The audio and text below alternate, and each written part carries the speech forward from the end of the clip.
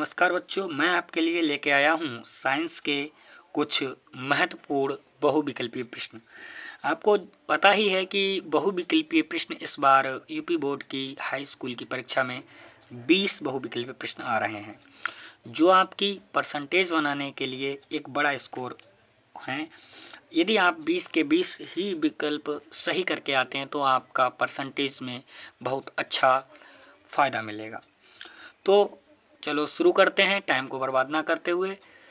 हम आपके लिए कुछ महत्वपूर्ण प्रश्न लाए हैं, उनको हम देखते हैं। जैसे कि आपको पता है कि परावर्तन के नियम से निर्धारित होता है क्या, तो इसमें 4 ऑप्शन आपको दिए होंगे।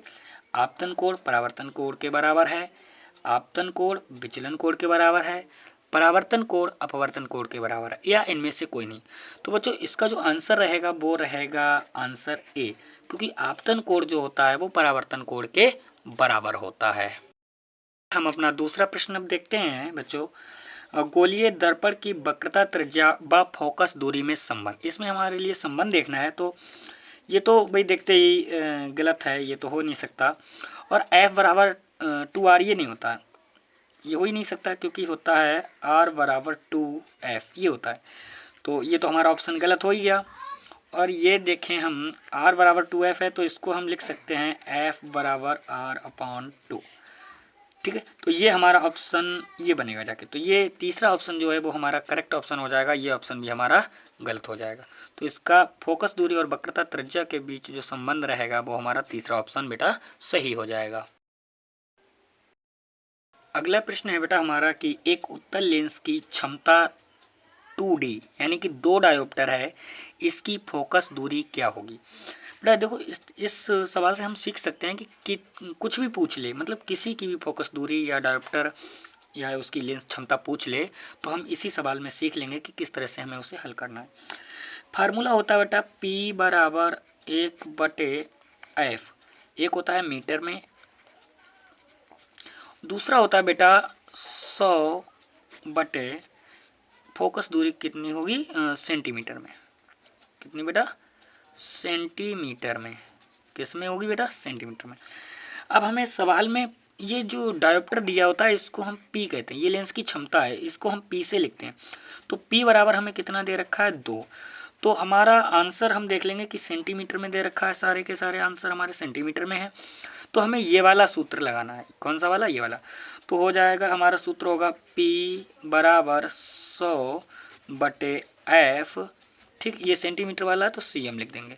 P बराबर हमें दे रखा है कि 2 है, बराबर इधर आ जाएगा 100 बटे F। F इधर जाएगा तो आ जाएगा बेटा F बराबर 100 बटे 2। और जब हम इसको कट करेंगे तो आ जाएगा बेटा 50। कितना आ जाएगा? 50। तो हमारा जो आंसर रहेगा वो हमारा दूसरा आंसर सही हो जाएगा, क्योंकि इसकी जो फोकस दूरी होगी वो होगी बेटा 50 सेंटीमीटर। कभी कभी बेटा क्या होता है कि पूछ लेता है कि गोलीय दर्पण के लिए परावर्तन का सूत्र बताइए। तो इसमें क्या होगा बेटा, आपको क्या है कि 1/F बराबर 1/B प्लस 1/U। ये उसमें 4 ऑप्शन दिए होंगे, जो कि आपको जो सही ऑप्शन है वो ये वाला आपको टिक करके आना। ठीक है बेटा। अगला प्रश्न है बेटा हमारा कि एक दर्पण के सामने रखी वस्तु का प्रतिबिंब आभासी, सीधा व बड़ा बनता है, वह दर्पण कैसा होगा। इसमें पूछा है कि कोई वस्तु है, उसके वस्तु का जो प्रतिबिंब है वो आभासी है, सीधा है, बड़ा बनता है, वह दर्पण कैसा होगा। वह दर्पण कैसा होगा। तो बेटा इसमें हमारा जो आंसर रहेगा, 4 ऑप्शन दिए होंगे तो उसमें आपको टिक करना है, वो करना है अवतल दर्पण। कौन सा दर्पण? अवतल दर्पण। या कभी कभी ऐसे भी पूछ लिया जाता है कि अवतल दर्पण के सामने रखी वस्तु का प्रतिबिंब आभास कैसा बनेगा। तो आपका जो ये भी ऐसा, ये तीनों ऑप्शन में दिए होंगे कि अवतल दर्पण के सामने, ये एक के स्थान पर अवतल आ जाएगा और पूछेगा क्वेश्चन कि अवतल दर्पण के सामने रखी वस्तु का प्रतिबिंब कैसा बनेगा। तो आपको आंसर टिक कर देना है आभासी, सीधा व बड़ा।